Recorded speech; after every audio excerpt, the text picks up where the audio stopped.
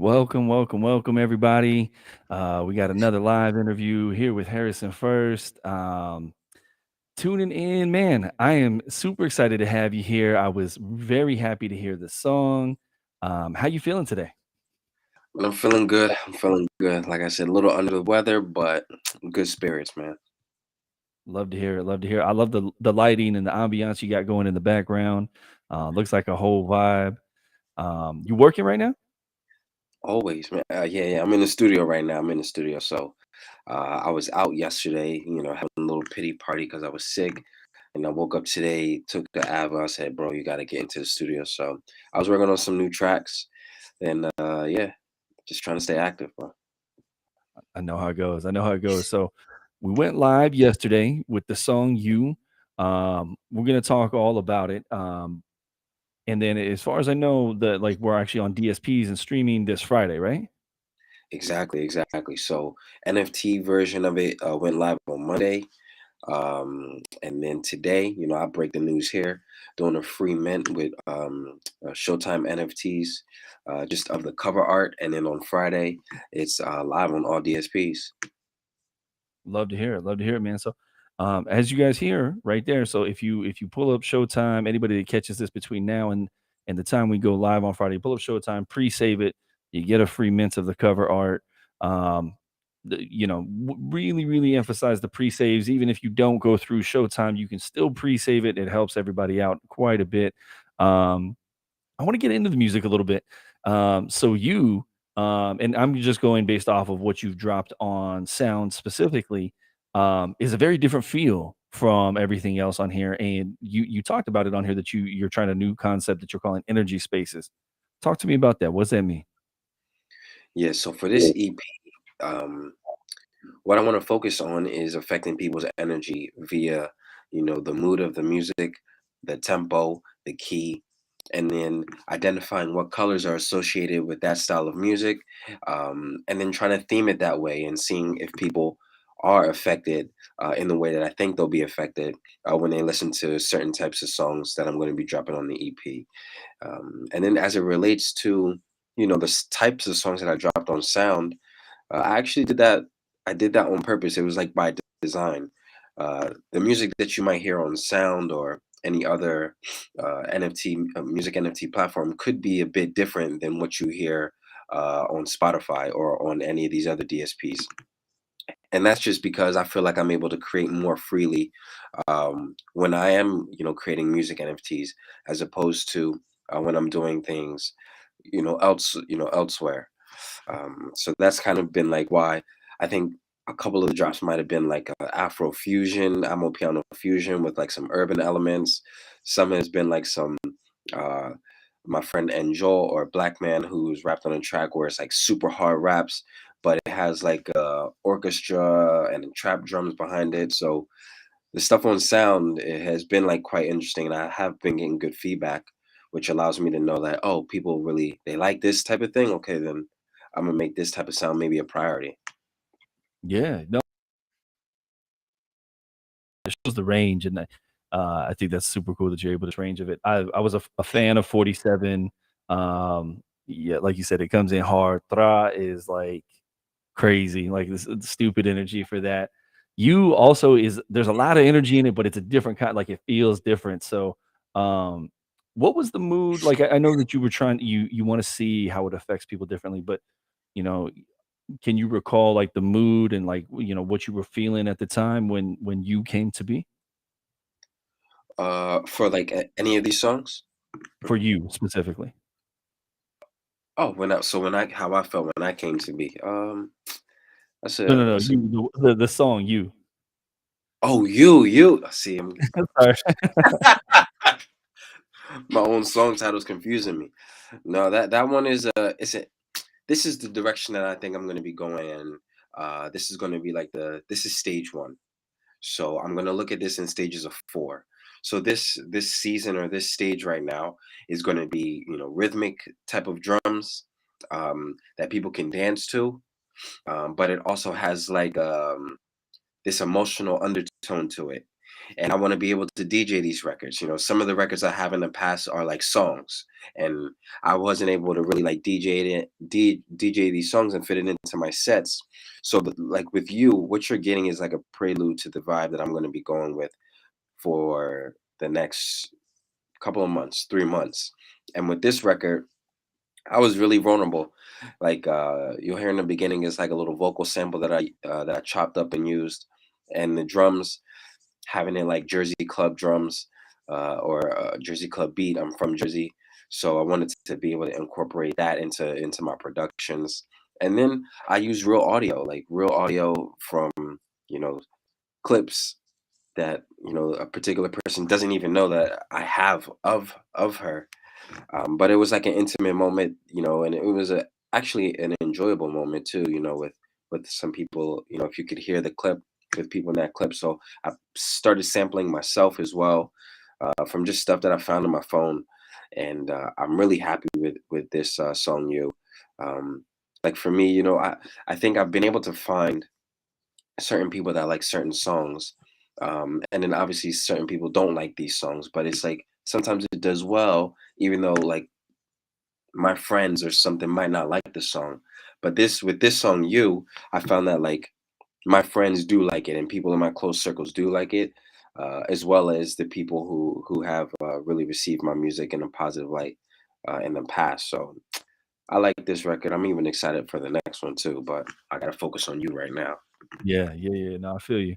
Well, that's awesome though, man. I mean, like that's really what you can do is make the music for you and what you like and what feels, the story you can tell.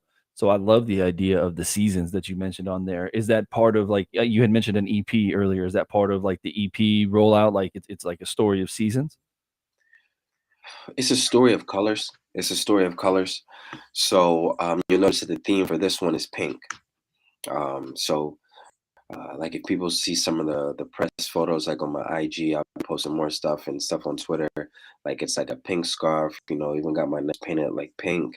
And that color represents a certain mood. And I also describe it, in one of the promo um, clips that people can see what pink means to me at least. So yeah, that's how I'm kind of categorizing the rollout of this is like different colors. So different colors will have different themes associated with certain songs for this rollout. Nice, nice. And do you have? I know like obviously everything's a work in progress. Do you have a like a date in mind for the EP release? Of course, man. That the whole thing is ready to go. It's already ready. Oh, we already kicked up, huh? It's already turned in. This is the first time experiencing this. Usually I play catch up. So like I'm making the songs as I'm putting it out, and I'm like, all right, let me just make an EP, and I'm like rushing. But this was actually the first time where I said, no, I want to have everything done and then deliver everything, have that good to go. So now that I'm in the studio, I'm working on like for my next season, as this one is rolling out to everyone. Dude, that's beautiful. Like, so it's a different focus then. So obviously, like you got to get the word out, the marketing out, but like to not be sitting there still trying to catch up, like that's got to be a huge weight lifted off, right? Yeah, it's a big relief. It's a big relief. I was just talking to some other people in the studio about that. And like when because I work independently, but obviously I have some really great partners that I'm able to lean on. But when you're working like so lean and independent, um, kind of having like this tight schedule and making sure everything is kind of planned, it works out a little bit better, so that you can kind of put each stage in its own box and then get to what you need to get to next. So yeah, I like it. I like it so far. Nice. No, I mean, like I think there's something to be said for it. So it's really interesting too. So I do like to look at kind of where your music, or not just you specifically, but like anywhere where people's music is distributed, and like your listeners, like your listener base, at least according to Spotify, is like so global. What do you think necessarily is attributed to that? So, like, it looks like the top spot, like, most streams come from Chile, and then London, and then Mexico behind that, then Warsaw, like, it's all over, like, it's really cool to see. I don't think I've seen such kind of an eclectic list on there. Where does that come from, you think? I think it comes with my collaborations. That's how I've operated throughout my entire career so far. Although I am trying to target that a little bit more. But to be honest, it's like, when I work with my artist Angie, a lot of her fan base is like in some of it's like in Brazil, France, and Germany. So when I do a collaboration album with her, a lot of the people or the audience come from there. When I did a collaboration with this artist or this DJ named Quintino with Spinning Records, then that pulls in a whole new crowd. I'm getting like Holland and all the Netherlands and those types of countries. And then before, when I was just doing things on my own, New York and LA was popping up, but now I see that's not even popping up. So it's just like kind of all scattered. But like I said, like I prepared so much for this year that I am going to try to target a little bit more and be more intentional. The past years, I really just wanted to put out good songs that I thought were good. I was really super impulsive. So I would make a song, love it. I'm like, let's schedule for a release. Make a song, love it, let's schedule for a release. Not really thinking about, oh, does this person like it? Does that person like it? Is this going to work well in this country or in this city? I was just saying, let's make up a plan, and then we're going to cater to these people or cater to this country. So that's why it's a bit like all over the place with the countries. Yeah, it's pretty cool though, and especially that means like you could pull up somewhere and have a crowd kind of wherever you go. So that's a beautiful thing too. Yeah. Um, One of the things I'm curious about too is because the way I first heard about you was a while back when you were doing the crowdfund. What did that, what was your experience with that? Like, how would you rate that whole thing? And then, like, what has that kind of helped you learn as far as like just the overall musical journey, not just necessarily Web3? Yeah, like for that was a learning piece when it comes to like managing your community or just being able to be in touch with your community more. So like over the course of my Web3 experience, whether it's through crowdfunding, whether it's through like free NFTs or just getting people involved and trying to do things manually, I learned that you really have to be like super. Oh, sorry, why is my sister calling? You have to be like really super transparent because people have like a really vested interest in what you're trying to create and what you're doing. So for me, I think it was like community management, or that was like the biggest learning piece for me in trying to like manage that relationship and your time from trying to create and then managing expectations from people. I think that's super important. I say that all the time to people. Like, really, the key to just about everything is just managing expectations. If people come in with the right expectations, not that you want to necessarily lowball, but kind of one of those things where, like, look, this is what you're going to get from me, and if I happen to blow it out, then I'll let you be surprised by it, and then usually it's a good reception with that. Um, how is that translated over to the Web 2 side, though? Right, because it's not the same expectations at all when it comes to like the traditional streaming and shows and that type of thing. Like, are you able to take bits and pieces from the community management side of Web3 that you've learned and translate that into something tangible on the Web 2 side? That's kind of what I'm trying to do, like literally do at the moment. I see other artists who came in later than me that has done a way better job with utilizing that. And let's say, for instance, they cultivate people, via Web3, and because it's really like this onus on like community, community, community. And even if you probably start out with not the intentions to build a community, you kind of just wrap yourself into it and you have one there. Just because I think the nature of this space kind of formulates in that way. And then they go and let's say maybe they get a deal in the traditional sense, like with a Live Nation or Rock Nation or Sony, whatever the case may be. So for me, what I'm trying to do is something similar, whether it's like, you know, being able to manage community kind of translates into bigger shows, or me being able to target more directly when it comes to like live shows with the community that I have built in Web3. But people who are not super like interested in Web3 kind of don't even focus on that community standpoint. They just want to see cool shit, or they want to hear good music. Um, whether it's like on Spotify or they're checking out stuff on TikTok. Um, So I kind of like separated the two, like fans and community. You know, I see it totally different.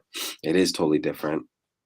Um, uh, but in regards to like how I've been able to translate it, it's still like a work in progress, to be honest.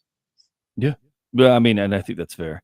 That's fair though too. And I agree in the sense that like I think the expectations from Web3 is like they're probably the best way to use it. At least I've found, and obviously, like I'm on the fan side of things, is uh, when it works for you as the artist, right? Like there, you are able to cultivate a little bit of a like, a quote unquote relationship. Now, how personal that gets is pretty difficult to scale. Like if you're actually talking with people one on one, but, when you're able to kinda tap into, like, some of the emotions that you're able to invoke with the music, like what you're going for with the energy spaces and stuff like that, I think that that's super useful for you.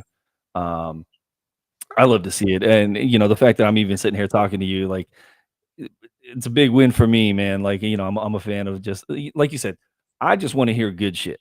If I happen to get perks along the way, that's really cool, and, you guys make good shit, like, a huge fan of what you did with Excelencia, um, can't drop all the alpha on what we were talking about, but I love that record as far as Real is concerned. Are you with the EP coming up, how much are you getting into, like, the vocals? Because I know, like, some things you're more on the vocals, some things you're less, like, are you diving into that more? For this EP, I'm not doing any vocals. I'm not going to do any vocals. I think on one of the songs, I'm featuring a new artist. His name is Black Man, and he's a terrific like vocalist, rapper, lyricist. So I really want to focus on yeah, being the producer and trying to like develop things sonically. Um, I really do vocals when it's like the last resort. You know, I can't find anyone, or maybe I hear an idea that nobody else can kind of like kind of do. That's close to my inner circle. So then I'll do it. But for this EP, I'm going to relax on the vocal stuff, man. Nice. Nice. And, I do wanna tell everybody out there, if you have not heard Harrison's, track with Black Man called 47 on Sound, you can pull up on that on Sound XYZ right now. You can listen to that. It goes crazy. Lots of energy. Will get you up and fired up, like, might need to be in the gym for that type of thing. That's the kinda energy with that vibe. Uh, Yes. One of the things I'm always curious about too, and I know you're working, right? So head down working a lot of times, but also, do you have anybody Web 2 or Web 3 that you would have like either be a dream collab situation or have your eye on to collab with? Web two wise, like I really love like vocalists. So maybe like a Yebby, Tuvalo, Leaky Lee. Like I like those type of artists. Like even like if I can get in the studio with Miley Cyrus, like I think she's super dope too. Rapper wise, um, this might be a cliche, but Drake always comes to mind. Yeah, Um, put it out yeah, there, man. you know, Drake always comes to mind. And Web three, I feel like I am collaborating with some amazing people there already in that space. So it's that's actually another reason why I like both. It's all we're all in one world. It's all one space. But if we wanted to break everything down into different industries or whatever, let's say there's a Web two music industry and Web three music industry. Well, with the Web three music industry, it feels like more collaborations are like celebrated and kind of like it's more obtainable. So, I could Excencia could reach out to me or I could reach out to him or Esty, she's super dope artist as well. I can reach out to her, Black Dave, whatever the case may be, Daniel. I can reach them and they can reach me and we could collaborate like that if we want. So all of those guys and girls are, super great and talented. So I know I'm going to be, working with, any of those types of those artists soon, if the timing is right. If it aligns. Yeah, yeah. I feel If you. you don't mind. Yeah, I think that's kind of one of the things I've seen, and I think you just kind of confirmed it there. It's more of the maybe the accessibility is the right word. It's just, the people that are already in Web3, like you reach out, like, hey, let's do it, blah, blah, blah, get it going type thing. So I think that's probably, despite it all being music, the difference is kind of the accessibility of it.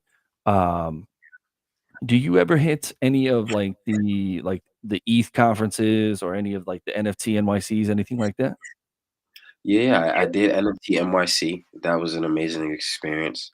DJ'd at a couple events, maybe like 2 or 3, and got sorry guys if I sound nasally. Got to to connect All with good. some cool got to connect with some dope people, platforms. So I love it. You know, when New York comes up again, I'll go out there again. I'm a little bit biased because you know that's like an area I'm from, so I always go back to New York for that. That was actually only my first time this past the last one that happened. So good experience. And then we have like a super cool community, NFT community here. Actually, a Web3 community here in Stockholm, which is really cool. The people are building it up. Obviously, Spotify is right here around the corner, the headquarters. So it's cool to see like maybe some past engineers from Spotify and just some really forward-thinking tech people come to these things that we call like crypto cafe. We do it like once a month here. So I always try to make an effort to go out there. And then there's this really cool NFT project that's like around female empowerment that I like to get involved in their stuff. And if they have a little conference, I'll come out and speak. Right. So I think it's always good. Yeah, so you're definitely on the scene. I was just thinking it's so funny because we hit conferences and stuff like that too. And I think there's a little bit overemphasis on like the talking and stuff like that. And like truthfully, like, sometimes people just want to pull up and have a good time. And like I feel like, that's where, Q Harrison type of thing, You know Q Ether. Harrison? No, I'm saying QU, right? Oh, okay, okay. There's a Q Harrison. Okay. No, Sorry, man. I've been more like, let's have Harrison pull up to, like, East Barcelona or Lisbon and Yeah, different stuff like that, like, there's some yeah, warm yeah. weather for you. I know you're in Stockholm, bro, like, I don't deal with the cold weather like that. Ah, man. I don't even want to talk about it, man. Don't even want to talk about it right now. But it's not so bad today. It's not so bad today. Yesterday Hold on, was what's like, not so bad? uh, let me see, in Fahrenheit, maybe like, oh shoot, what is it in Fahrenheit? I'm gonna get it for you right now because Yeah, I think when you have centigrade. like when it gets like super harsh, weather's here, the moment it kinda lets up, it feels good. Oh, it's not bad at all. 40 degrees, man. It's like 40 degrees. Woo! Um, Yeah, man, I live in Atlanta, that's too cold. oh, a couple days ago, it was 20 degrees. Yeah, yeah, and the wind was crazy. Nope. No, like I said, I'm down south, man, that's too cold for me. Well, look, bro, I appreciate you. Like, I won't hold you up too much. I do want to encourage everybody again. There's a couple ways you can do it. If you go to Showtime, you can pre-save there and you get a free NFT from Harrison. It is the cover art. If you don't have Showtime or don't want to be bothered with going on there for whatever reason, you can simply just go to one of the links in Harrison's tweets. We tweeted it out from Huddle In as well too. Pre-save it there. It makes a big difference. You'll like the music. If you don't like the music, fumble through the catalog. There's all sorts, lots of different sounds, very diverse sounds. And I believe, Harrison, you're Harrison First on all platforms. Is that right? Yep, Harrison First everywhere. Makes it nice and easy, man. Look, I'll give you a chance here. Like the floor is yours. Anything you want to say to piece us out with? Alright, guys, well, the free NFT is out right now on Showtime, NFTs, so that's gonna be an open mint for 1 week. You're able to, yeah, mint for free. It's the cover art of the song "You." And the cool thing about it is that at the end of the week, we're going to raffle off 1,000 first tokens to a random winner who collected the free NFT. And First Audio is you're gonna have access to this little platform I built called First Audio if you have 1,000 first tokens. So check that out. I think I just tweeted about that. Yeah, man, the NFT, the actual music NFT is out on Sound.xyz. We have 50 editions. But if anything, check out the song. If you don't like it, listen to something else. But if you do, just message me and say, "Yo, I like this song." Yeah. Tweets and retweets count too, guys. Like throw those out there. Um, I was a little bit late on the pull up on there. I think I got edition number 2 on sound. Somebody beat me to number 1, but um it's not too Oh, late. I You can appreciate still pull up. It's very affordable in terms of ETH prices, 0.02 ETH, not hitting you over the head for nothing. Harrison, I appreciate your time, man, and I'm sure we'll be up soon. Thank you, and I'm excited to hear the rest of everything as it rolls out. Man, thank you, bro. I appreciate you and thank you for having me.